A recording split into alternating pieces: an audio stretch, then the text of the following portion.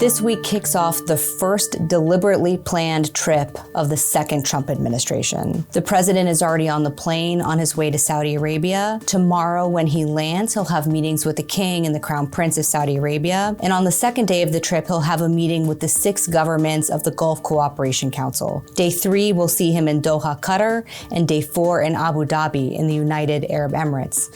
Now, similar to the first Trump administration, the president's first deliberately planned trip was to Saudi Arabia, where he also attended a big summit with the countries of the Gulf Cooperation Council. This time, of course, as he takes off for the Middle East, there's a ton of late-breaking news that could constitute some real tectonic shifts with implications for the Middle East.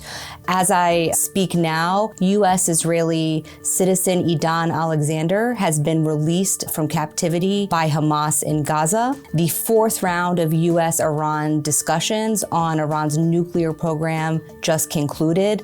Last week saw a ceasefire declared between the United States and the Houthis in Yemen, again facilitated by Oman. What's unique about this trip, however, is that rather than questions about what the United States is going to deliver for the region, this trip is going to be about what the Gulf monarchies can deliver for the United States. So what's on the table during President Trump's trip to the Middle East is the size and scale of the billions and trillions of dollars of economic agreements, investment pledges, and cooperation on the future of artificial intelligence and semiconductors that the president and the Gulf governments hope to close this week. But there's a lot of issues around the table that are unlikely to be brought to closure this week, but certainly are going to be under active discussion. What is the future of the U.S.-Iran nuclear negotiations on Iran's program? Will there be war later this year if diplomacy fails? What's the future of Israel's military operations in Gaza, and how will the remaining Israeli hostages held by Hamas be secured while getting humanitarian aid into Gaza for the millions of Palestinians in need?